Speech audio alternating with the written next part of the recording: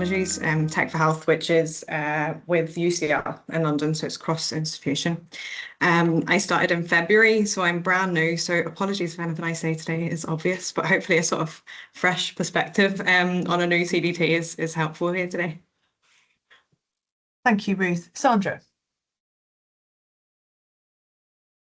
Hello everyone, my name is Sandra Ruja and I work at UCL. I'm the studentship team manager in the post-award team, and my team centrally manages all of the UKRI funded training grants that are held with UCL. Lovely, thank you. James, over to you. I'm James Mackay. I work at the University of Leeds in the School of Earth and Environment. I've managed 3 CDTs through most of their life cycle, and I'm on to my 4th one, which is with NERC. Most of the other ones are with EPSRC. So yeah. Brilliant, thanks, James. Amanda. Hello, good afternoon, everyone. Thank you, Helen. My name is Amanda Lane, so I'm based at Newcastle University. So I'm based here in the School of Engineering. So since 2019, I've managed one CDT within electrical engineering discipline, and then another CDT more recently in 2024 in the chemical engineering discipline. So in two contrasts, seen 2 CDTs with students graduating through RIVAs and then still recruitment students at the moment. Thank you. Brilliant. Thank you, Amanda. And for those of you who haven't met me before and don't know me, my name's Helen Knight. I'm a member of the PRISM committee and I manage an EPSRC and BBSRC CDT at UCL in engineering solutions to antimicrobial resistance. And prior to that, I was at Warwick, where I managed 2 CDTs and other research investments. And I also work with the EPSRC as a reviewer, mostly about looking at doctoral proposals, anything in the doctoral space. So hopefully then you can see from for the panelists that we've selected for this event that we've got a real broad range of experience and expertise. So hopefully we can get some good discussions. For questions, if you could post them in the chat and we'll hopefully get to them at the end. We've got about 8 or 9 questions to get through now, based on mostly based on the input that you sent when you registered, so thank you very much for that. And so I'm going to kick off. Okay, so the first question I'm going to put to Ruth. Let's start with a common challenge for CDT managers and administrators, which is tension between funder requirements and what students and supervisors expect. How do you navigate these, Ruth? Thanks, Helen. So like I said, I'm quite new to the CDT. I started in February, and actually this CDT is the first one at Ulster University here in Belfast. So it's very new to the institution, which obviously comes with its own challenges, but it means that some of these challenges between managing student and supervisor expectations and funder expectations are kind of heightened a little bit because there's less understanding of how a CDT looks and how it works. So one of the kind of major challenges that we've faced so far at this kind of early stage, and it's probably the main one, is that need to balance the sort of central training opportunities that come with the CDT with the PhD research itself. Obviously, all those things have RTSG costs involved with them. So it's the balance of those two things and making sure that supervisors understand that there are costs involved with additional sort of training around, which is what CDTs sort of provide. I guess that's also a little bit heightened in our CDT because we're based across the Irish Sea. So half our students are in London and half in Belfast. So travel is expensive. So there's a few things that we've put in place so far to kind of help with that. The first is that whenever a supervisor comes on board with a CDT student, we have a document which is a expectations document, student supervisors and CDT mentor expectation kind of document, and it lays out what the funder requirements are in terms of training opportunities, what the expectations of the supervisor are in terms of pastoral care and support, but also around the sort of finances, and then what the expectations are of the centre and of the CDT staff themselves. So that kind of helps, I think, lay out those expectations right from the beginning in terms of finances, and hopefully allay some of those tensions, especially like you say. Attention, please. Attention, please. This is the task of the fire and voice alarm system. Maybe contact you. There is no need to take any action. Thank you, Ruth. That's really interesting. So setting out the expectations of the supervisors right from the beginning of the studentship and getting that locked into almost a contract sounds really, really worthwhile. And then you can always refer back to that when they claim that they didn't know what that rule was and whatever. And also that'll be really helpful for the student as well and help them to onboard. Does anybody else from the panel have anything else they want to add to that question about these challenges and the tensions between funder requirements and managing that within your communities and your CDTs? And it's something within my CDT that we are actively working on. And next year we're going to bring in some in-person supervisor training to try and get our messages across. Sandra? Yes, just wanted to add that I think this is going to some degree be a perpetual issue, and then no matter how many provisions you put in place, you're always going to find this kind of issue between what the supervisor and the student needs and the UKRI requirement. It's how you manage this communication and how you manage the costs. It might be that the university might need to cover some of the costs is really important. So I think my best solution or my best advice would be communication, making sure that everybody is aware of what's permissible on UKRI training runs and reinforcing that message. Thank you very much. Sandra, just to say as well, we're getting a bit of feedback from your microphone as well. So yeah, thank you. Okay, so right, moving on to our next question then. I'm going to pass over to Amanda here. So Amanda, communication is key in financial management. Can you share some of the ways that you found to explain funder rules without creating the friction that we know we can experience? You know, any ways of communicating those funder rules without the friction? Yes, of course. So far, I haven't received any friction, I'm pleased to say. The only thing I would say is to obviously, because these PGR students and the studentships themselves cover so many areas within using School of Engineering as just one example. So I have colleagues here within the engineering postgraduate teams, for example, and then we have faculty-based teams. We then have central service teams within graduate schools and admissions teams. And I think just clear, concise information without, you know, making it into understandable terms and making sure to maybe break it down into bite-sized chunks, because initially when you first look at the terms and conditions, they can be quite, you know, quite a significant amount of detail to break down. And so what we do here at Newcastle and the other partner institutions is to maybe break them down into bite-sized chunks and to break down what does that really mean in real terms, and also to make sure that they also align with the institutional protocols and policies. And, you know, in some respects, UKRI might have different terms and conditions to say the institution itself, and to maybe make some crossover useful, I don't know, like little summary documents, summary policy booklets that could break down those terms and conditions into something a bit more user-friendly. And then how it develops through to the students and the supervisors.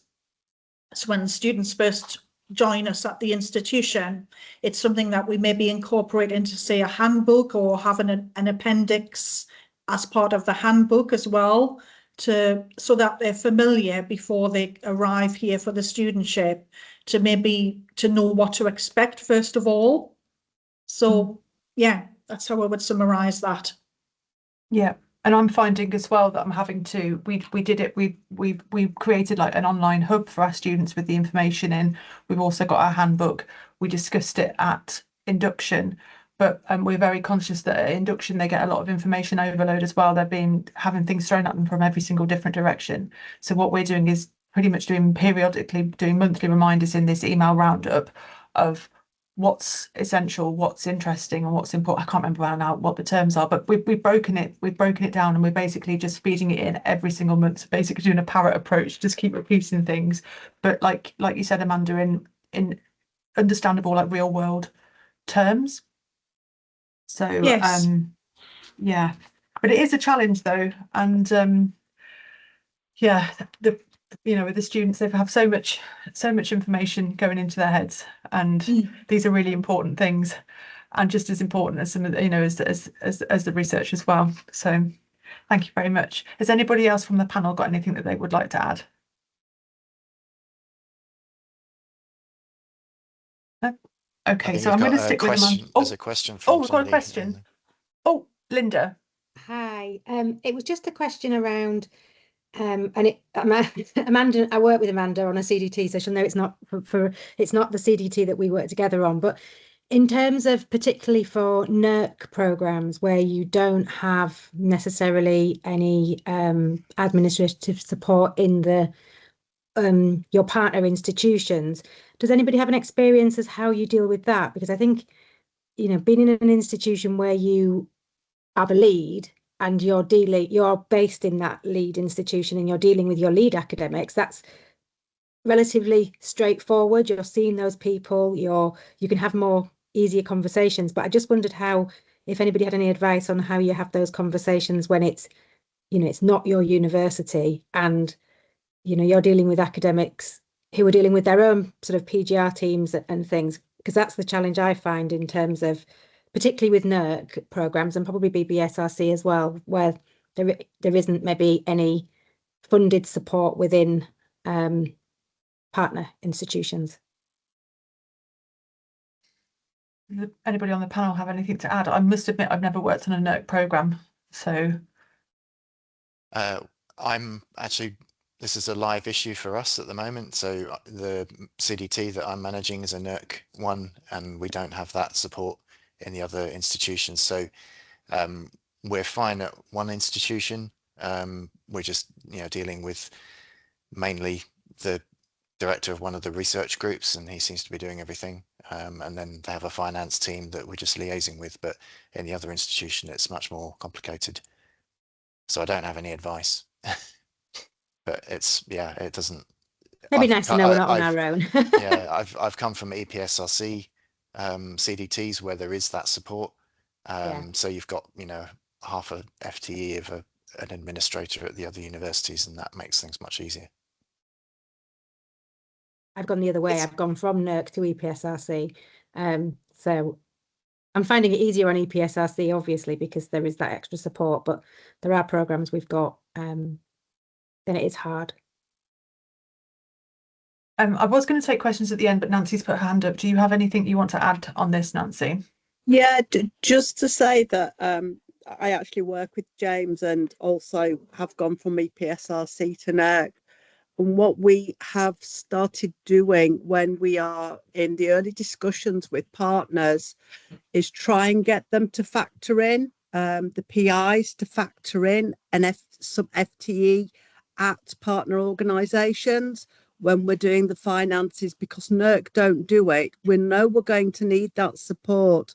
The problem is getting in with the academics at that early stage and say, when you're doing your budgeting, initial budgeting, please do consider that you are going to need administrative support for this at all the organisations. So there is no allowance from NERC, but it's just getting them to think about that from the get-go when they're planning before they submit. Yeah, definitely. And the PRISM network has been working quite closely with the EPSRC to get better recognition for PRISM. So now we're seeing PRISMs as co-Is and PRISMs being included on review panels. But that's not the only funder. So perhaps that's something that PRISM could take forward as something to consider when we're looking to reach out and work with other funders going forward and making a case for PRISMs, is to discuss this with NERC if we get the opportunity to do so, because this is quite a challenging issue, really. If you think you can't run a multiple partner CDT with just one PRISM in one institution. So that's something that maybe we could discuss within the network as well, which would be good. I'm going to move on to the next question though, if that's okay, and bring Amanda back in again.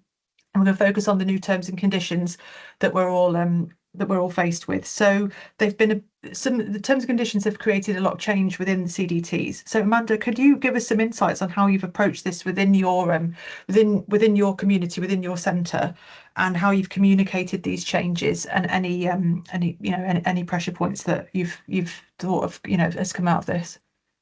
Yeah, so I think the biggest thing that's come from the new terms and conditions is the leave, and to make sure that the institutional leave system is fit for purpose, and to make sure that that tracks and records all of the relevant leave, especially in terms of sickness leave or any other parental leave, for example, because quite often before these new changes were implemented, especially in the earlier CDTs, sometimes students might be off sick and then haven't realised until after the event that actually they should have recorded that somewhere in the system, rather than just having it, within their own calendar, for example, or because then it has further implications further down the line, especially if extensions are needed. So I think certainly at Newcastle, that's been one of the biggest things that we've looked at. And again, like I said earlier, just making sure all of the relevant teams are connected in with all of this, from members of teams from within the graduate school, for example, within the faculty teams, within the engineering teams here in the school, just to make sure that we're all aligned, we're all in tune with each other when we approach all of this as a combined effort, and not seen as just the CDT's perspective. Because, initially it is the full institution that needs to be embedded with all of this. So I would say for us personally, that's been the biggest thing so far. But it's still quite early days, but at least I think that's certainly a very good start at the initial stage to have this leave system implemented and ready. So, yeah. So I'm going to bring Ruth in as well if there's anything she wants to add, as she's got quite a young CDT as well. But has there been anything, how have you communicated so using leave as an example, and have you put anything in place to communicate that out easily to your students? What kind of measures are you putting in place there? Yeah, so I suppose our general sort of communication method, we have like a team site and we keep all terms and conditions and everything up to date on there. So we've been pointing students to that since the terms and conditions have changed, and we have pointed students to that. I think, Helen, I like your idea of actually sort of parroting that information, because the challenge isn't really in telling them, it's in them taking it in and understanding that, and it actually sort of going through. So I think maybe I'll take that away from today. I suppose the other challenge in terms of the finances with the terms and conditions change is communicating that to stakeholders and partners as well. So when we're looking at contracting for co-funded studentships, it's a big change in how all of that works. So that's another kind of challenge, that a big change with these terms and conditions is how that sort of co-funded financial kind of management of contracts all works, and we're still working our way through all of that. But I think that's a challenge that a lot of sort of CDT managers have sort of realised with these new T's and C's. It's quite a big one.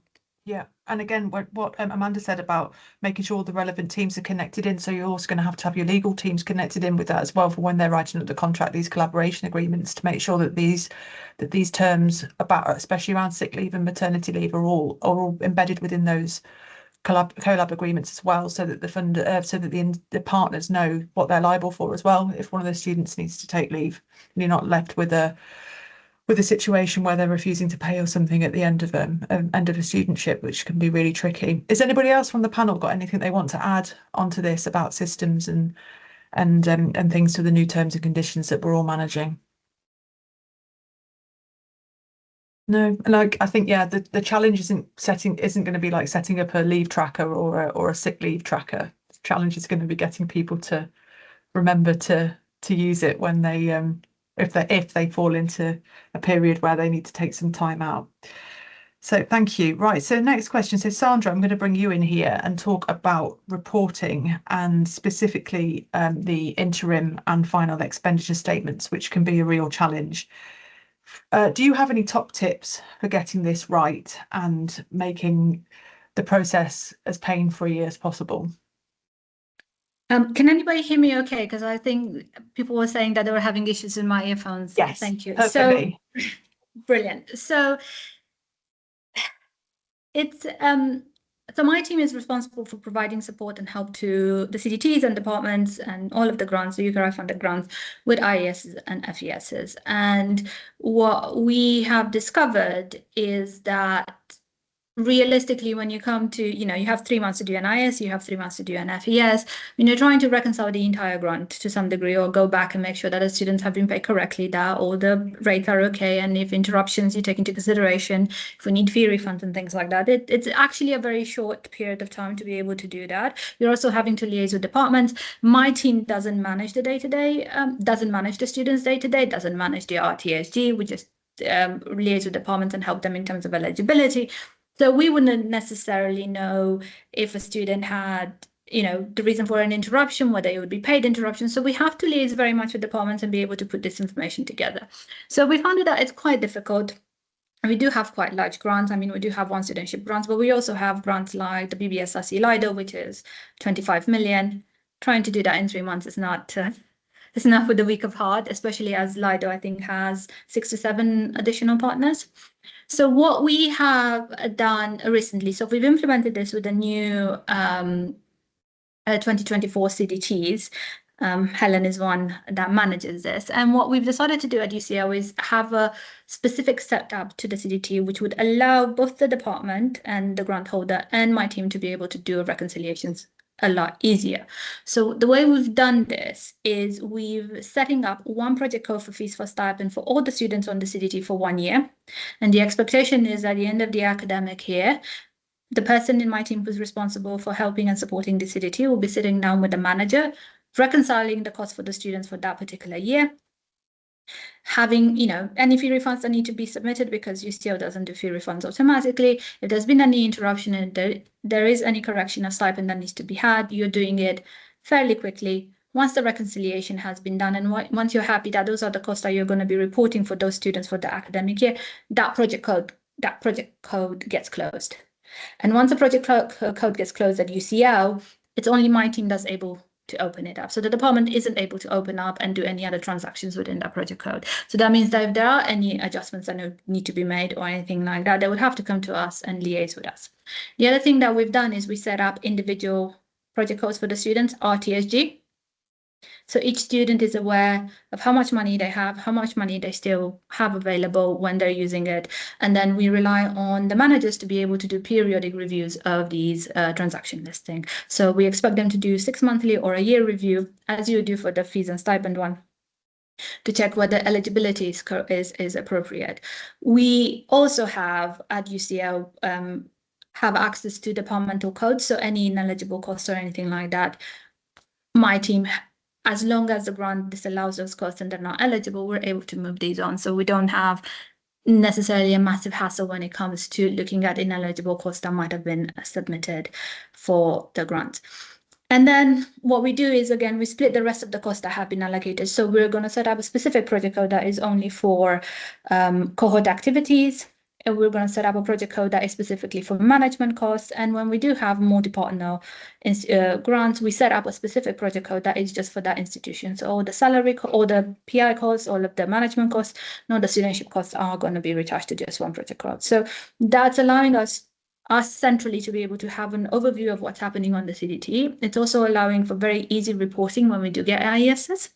And we need to be able to provide this information, but it's also allowing the CDT itself to be able to manage their own finances and have an overview of what's happening and be able to target specific project codes if they want to review how much they've used just specifically for cohort activities, or how much a student has spent so far in RTSG, and be able to make plans accordingly. It's also easy that if you have a student, and with the CDTs, it's very normal for students to have 15 to 25k in RTSD. It's also very easy for you to be able to see if students do not use that money, that can then be repurposed for other uses down the line. So this is something that we're doing specifically with the 2023, 2024 CDTs, but we've started implementing this across the board for all of our grants.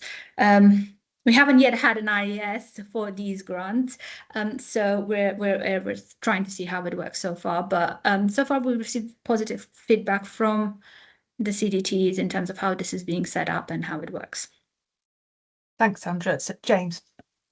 Yeah, I was just going to ask Sandra if you have an easy way of telling what costs are ineligible, because my experience of one of our previous CDTs was that we found out that, for example, we weren't allowed to pay for equipment to be maintained that we'd bought within the CDT.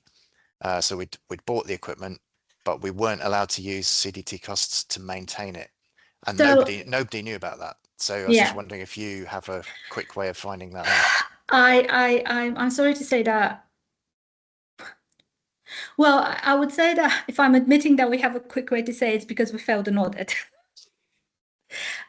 What we have found is UKRI is not very forthcoming with what is actually, the language is very vague. And what we found is that it's very difficult to get a clear answer out of them in terms of what is permissible and what is not permissible. We have put together an internal document that UCL uses, and it's based on, so we call it the golden rules and eligibility, but it's all based on audits and reviews that we've had with UKRI where they have specifically come out and disallowed costs. The other thing that we have found, which is concerning is the wrong word, but what we have found is the UKRI assurance team works very independently than the rest of the UKRI team. So we've had things where we've gone to the studentship. So for example, with EPSRC, we've had things that we've gone to the studentship team at EPSRC and we've asked for confirmation. But then when we've had an audit from the quality assurance team at UKRI, they've then gone ahead and disallowed costs. Yeah, I've experienced that. So we now have a very, so the list that we use internally is based specifically on everything that we've experienced as part of audits. We're not allowing books on our grants. We're not allowing taxis on our grants unless it's the only way a student has been able to. So let's say a student's plane lands for a conference at 1 o'clock in the morning and does not, but it has to be justification and explanation. So, and I wish UKRI would come up with a very specific list of rules. The only thing they tell us, no lab coats and no consumer, no stationery. But that's not the reality when you get the auditors in the room and they're going through everything and they're disallowing things left, right, and center with the expectation that you should have known that that's the case. So unfortunately, that's not the case. But I don't think it would be, you know, unusual to be able to share the experience that we've all had in terms of what we found with audits and things like that. And what we found to be eligible and not eligible. And again, what the list that we have is based specifically on audits and reviews that we've had and things that have come out of that. I don't know if this differs because of which auditor goes at each institution, and some people have been able to do certain things, but it's how UCL has gotten burned. I mean, I think people are aware that UCL failed an audit, and I think a lot of institutions failed the UKRI audit in 2018, which put us into special measures. And as a result of that, when we were doing FESs for the period 2018 to, I started at UCL in 2020 and we were still doing it up to the end of 2020. Every time we did an FES, we had to submit the backing documentation for it, the transaction listing. And costs were being sent back and disallowed, or we need more justification. So that's part of how we've put together this document. Wow. So yeah, it sounds like vague language and constantly moving goalposts with these processes make things really challenging. Let me give you an example. That's something that's happened really recently, and I think this will be it's something very good to share. So you might have heard with the new terms and conditions, the UKRI team has come out and has kind of been very vocal about the fact that, you know, they're relying on institutions to assess medical documentation or medical letters. So kind of it's an internal check of whether you as an institution consider that a student is as well as they're saying that they are based on what they're providing and things like that. And they've also come out and said that they're unlikely to ever ask for backing documentation. I can kind of guarantee you that if you get an audit from the UKRI audit team, and if the terms and conditions says that you need to have appropriate documentation, they are going to be asking you for appropriate documentation, because we've had that in the past. Even now, the UKRI studentship team has almost no, so we've had very serious cases. We've had students that have had to have quite continuous interruptions and extensions. We've never had the studentship team ever asked us to provide backing documentation or anything like that. And when the audit team comes in, they want to see the students. So UCL uses Portico for the student journey. So that's our technical register. They want to see the data that is available on JES. They want to see how it is reported on Portico, and they want to see the backing documentation that you have actually the backing documentation. So what we found is that what the studentship team says and how they're viewing and expecting us to implement these conditions differs very much from what the quality and assurance team does when they actually come and do the audit. Okay, Sarah's asked Sandra if it's possible to share the golden rules list. Will you be happy with that list being shared? Yeah, I mean, I'm happy to share. It's not, but as I said, that's something that's specifically, it might be a bit specific to UCL, but it's something that we've encountered in terms of disallowed costs across the board and communication from the council. But yeah, that shouldn't be a problem. Grand, I'll pop a link in the chat shortly. So Vicky, I'm going to come to you around this topic about the common pitfalls that people might experience when preparing these expenditure reports. Do you have anything, have you learned anything that you've learned to avoid during this painful process, or anything that you want to add in to this? I was laughing because Sandra, our audit happened at 4 p.m. on a Friday, and I suddenly had to pull out invoices and expense claims and everything. Basically, my role at Edinburgh was created in 2014 simply because of the same situation. So I'm in a luxury position in that I do everything from raising requisitions, doing expenses, to reporting the final expenditure statement. So I have control and visibility over everything. So what we're doing with our new CDTs is we've got, like you, a part of the finance code which is different for each student. So it's wonderful because you just pull out a transaction report and that's that student spend, and it's going to be so simple for a final expenditure statement, an interim expenditure statement. It's just a bit of Excel wizardry and it's all there and you've got all the detail. What I was going to say to people is please don't ignore it until you get the request.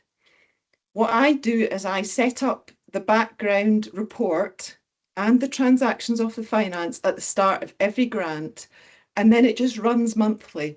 So I'm then making any of those corrections as I go along. Anything that I see that should be disallowed, I find where to put it.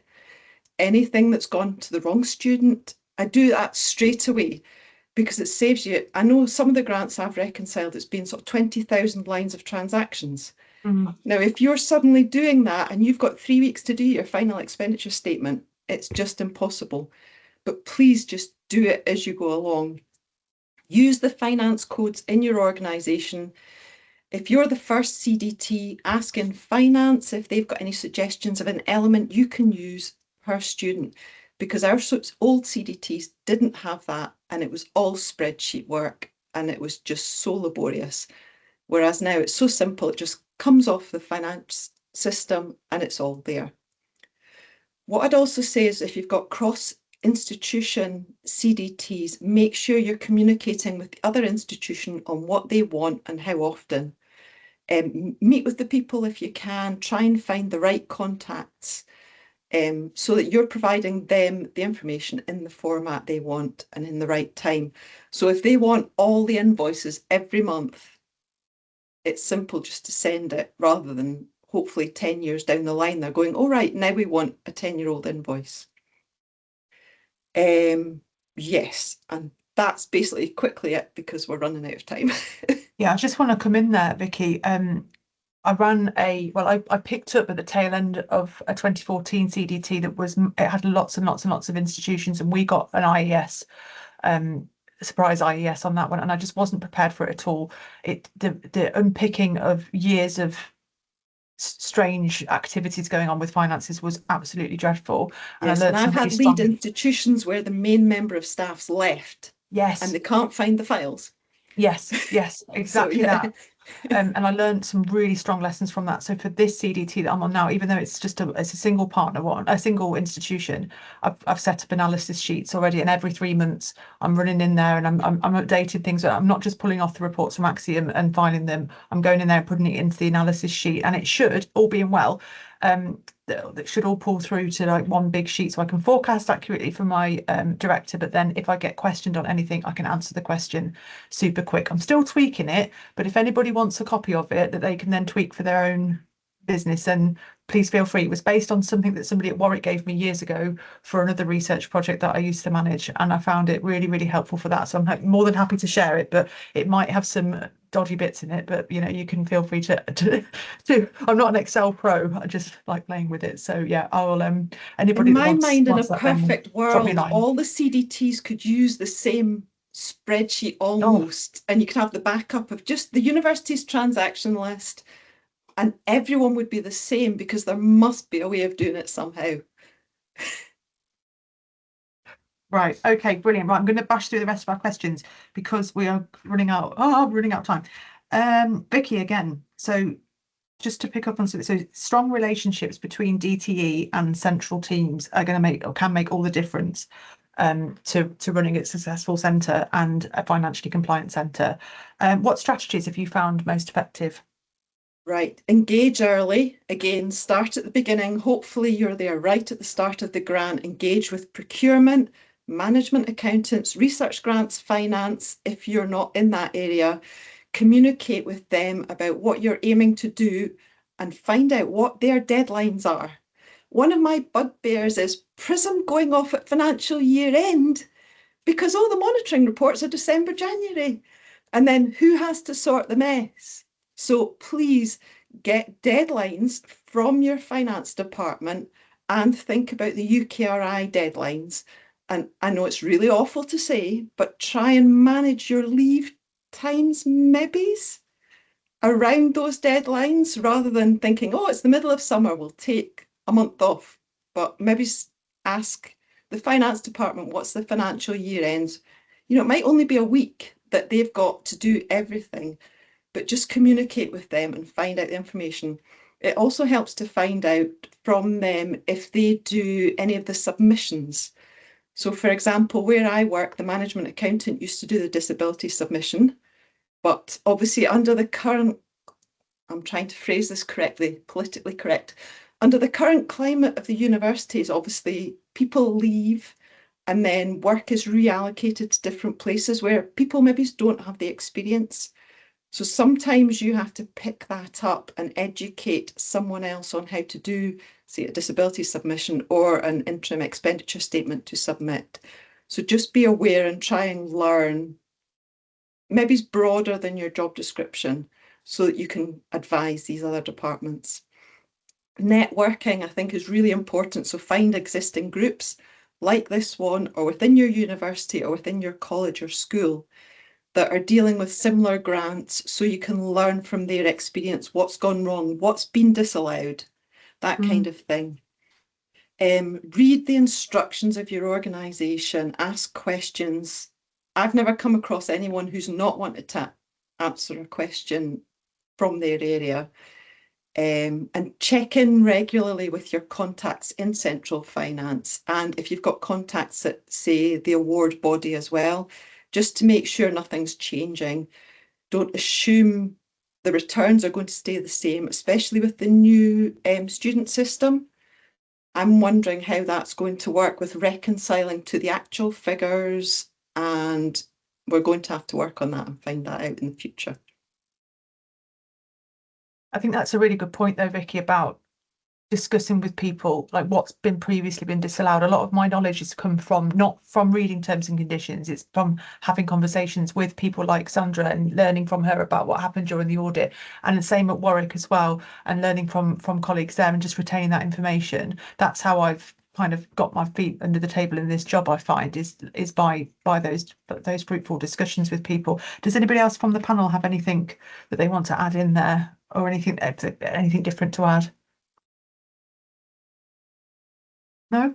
Okay, cool. So I don't know whether we may well have picked this up, Sandra, but I was going to bring you back in for a question about multi-partner CDTs, bringing that extra complexity with funding flows, and then how CDTs and central finance can work together to manage that effectively. I think that's been covered quite a bit by Vicky, but do you have anything else that you want to bring in there from your point of view, having managed multiple partner doctoral investments? I think with multiple partner is always it's always I think it very much depends whether you're the lead or you're not the lead, and that would then dictate the decisions and kind of the way you're approaching this. It is complicated, but if you have, you know, good communication with your partners, it really helps if you have you know, an equivalent at the other institution. So if there is a manager at the lead, then you have a manager at the other institution who's able to coordinate everything.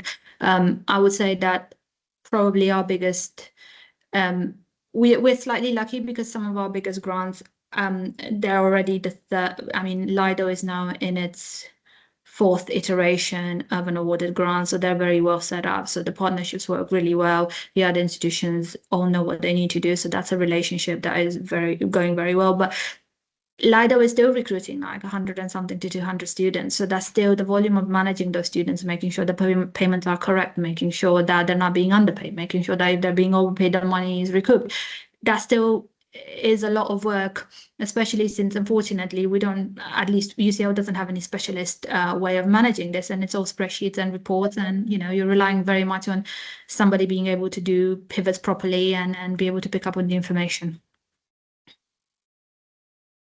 Anybody else from the panel have anything to add to Just that that topic? Sandra raises a good point that you know, a lot of the CDT life cycles are really short. And you know, where you have a system where it's all set up and the center is going from year to year and it's all working really well, like that doesn't really, it causes lots of problems when CDTs can be set up and only have like 3 cohorts and then shut down again, and like all of that learning is lost and then everyone's reinventing it again. It's Definitely. just nothing I can do anything about, but it's just the way the system is working. James, I'm going to keep you talking for a bit though, if that's okay, on the final question and about thinking about the long term and how you forecast your CDT finances and manage those unexpected changes like student numbers, for example, or the unknown costs or maternity leave, that kind of thing. Do you have any strategies or any lessons that you've learned over your career on how you manage this complicated side of finances for a CDT? So I've got plenty of experience of things going wrong, so I can share that. And what I would say is that dealing with the CDT is just dealing with constant uncertainty. So I'm working with people that want sort of exact forecasts of things, and I'm saying, well, whatever I give you is just going to be a vague estimate. So it's, you know, it's really hard. One of the biggest impacts can be student withdrawals. So I would say to anyone who's running a CDT, if you've got, say, 50 students, expect at least 5 of them to withdraw at some point. That's been the case in all of the CDTs I've managed, no matter how much support there is for them. And in each CDT, there's been more support for students. You know, more background work has been done to make sure that they're doing okay, but still you get those withdrawals, and then that causes massive underspends. The good thing about the underspends is it means you've got money available for medical leave and things. So that's what's covered the situation for us, where we have had people that have needed medical leave and things. The new regulations mean that more students are probably aware of medical leave entitlements and the longer periods in entitlements, so it's likely to increase. So yeah, I've been asked to forecast how much we think we'll need for medical leave and things, and I'm just saying to people that I'm expecting it to be more than previous examples. So yeah, that's difficult. So for forecasting, what I'm using is just a couple of really simple spreadsheets where I just add up all of the estimates of expenditure on all of the things that we said we were going to do for the CDT, and just total that up. So all of the conferences, all of the training courses, all of the, you know, placements and things that we said we were going to do, and then set that against what we think the income is.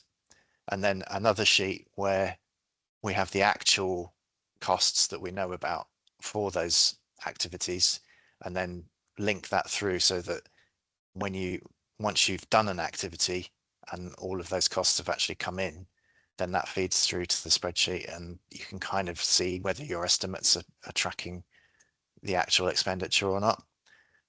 So I'm finding that quite helpful at the moment. Obviously, when I say set it against the income, something that's really hard that I've always found is knowing what the income is. So with the NERC grant that I'm working on at the moment, we have large parts of the grant, really big sums that we don't know what they are. They're just marked as other on the funding system. And we've tried to find out from NERC what those things are, but we're getting really baffling responses. So yeah, we don't even know what some of these things are. And again, you've got industry income, which you can't guarantee or you can't really predict.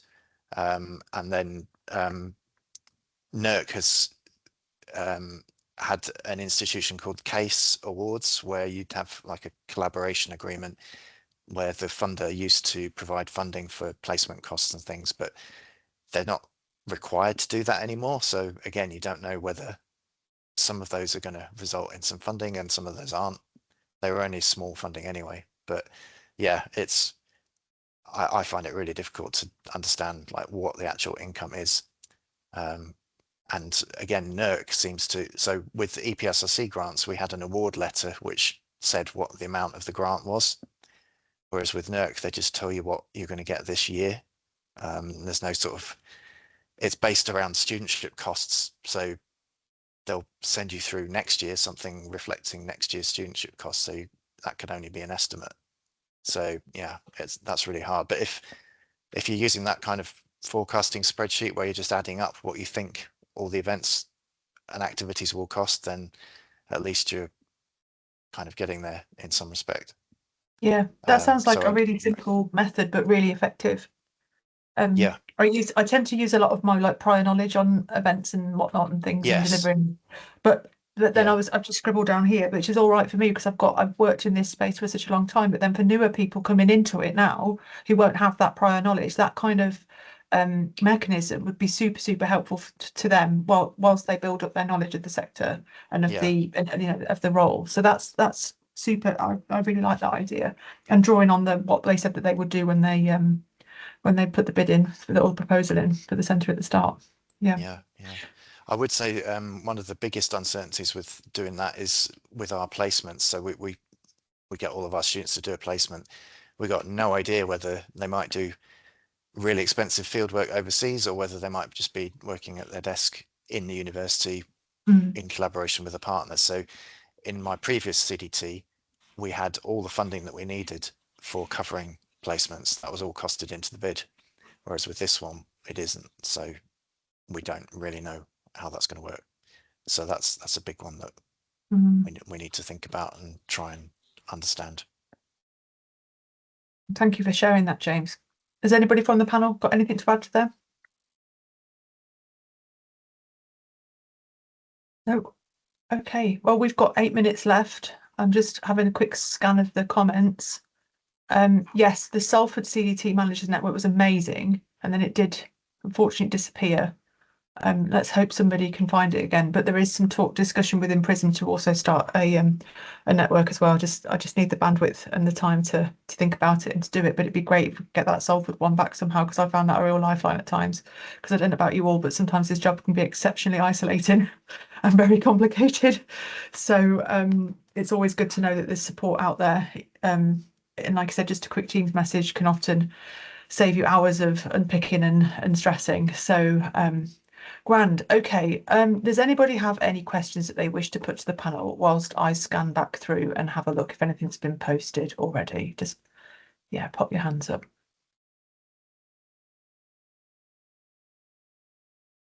Oh, here's an interesting question from Sarah. Are students are 50 to 67% funded by EPSRC grant and the rest comes from the university or industry partner?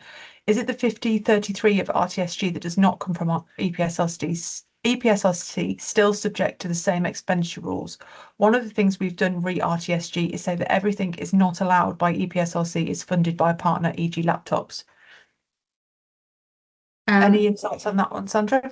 Yeah, so now I was going to that's how we set up. That's what we do as well. So when we have, because of the way the UCL works, my team only looks after the UKRI funding, but you will get students that have case funding or ICASE funding. So there's an additional partner, or even in CDTs that they have an additional partner and get additional funding. So there's a different project code that sits on the research post-award team at UCL, and anything that is ineligible under UKRI terms and conditions and funding coming from UKRI is usually recharged to that run. So the only thing that UKRI is interested when you have part-funded student is that the student receives the total amount of funding that they're entitled to. So your percentage of UKRI funding and percentage from other funding makes the 100% that the student needs.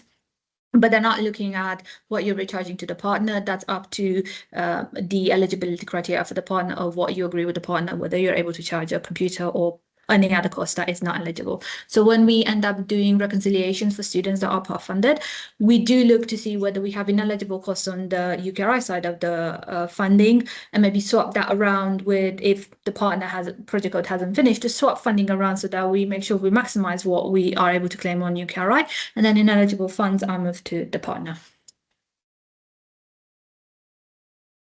Anybody else have anything to add on that? Thank you, Sandra.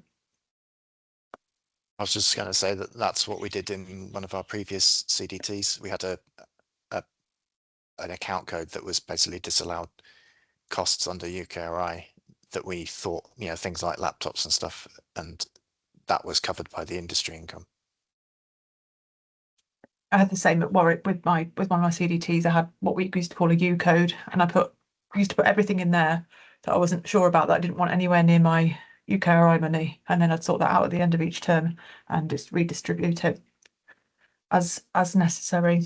So, grand. Any more questions from the floor or any more comments? No, I can't see any hands or anything. Just some chat some comments in the chat about the CDT network.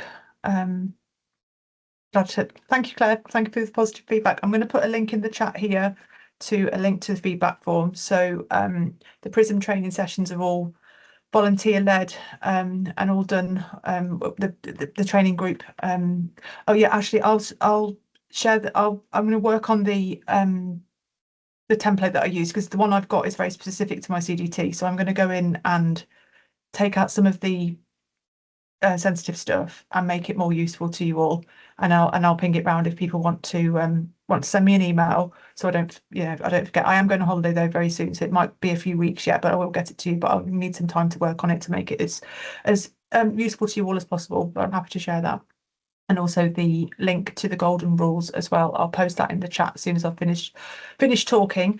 Yeah, so PRISM, yeah, we're all volunteers. This is all the training is provided by volunteers. Everything is. And we like to keep it all free of charge to you. So I hope you found it useful today. Future, I can't remember what our next session is, but it will be on our website. So do take a look. Lots of activity going on at the minute, and we're working on our training program for next year as well. Always happy to take on ideas for future training sessions to make them as useful to the community as possible. I noted the comment about welcome specific funding. A welcome specific funding session. So thank you, Lindsay. Thank you for that. Yeah, our next session is on the 29th of July on the recent survey and the PRISM strategy. And yeah, so yeah, I noted that what I was saying was I noted the comment about welcome. So I'll feed that back into the training group. And yeah, wish you all very early, wishing you all a Merry Christmas, and all the best for the new year. And a massive thank you, of course, to our panelists for giving up their time in both preparation and the hour today to talk to you all. Oh, Claire.